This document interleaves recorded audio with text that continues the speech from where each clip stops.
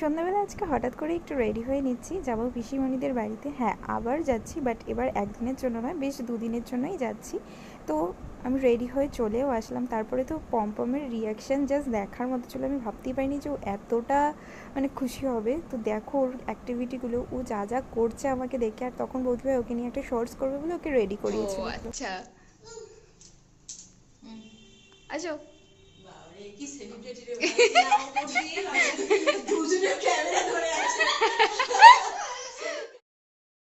চোখের নিমেষের মধ্যে মনে হচ্ছে যেন ও কত বড় হয়ে গেছে। আর অ্যাক্টিভিটিগুলো দেখে তো আমি বুঝতেই পারছি না যে ওটা সেই পম যে কিনা ছোট্টবেলায় একদম মানে ওকে ধরতেও ভয় লাগতো, আর এখন সে পি বলতেও শিখে গেছে।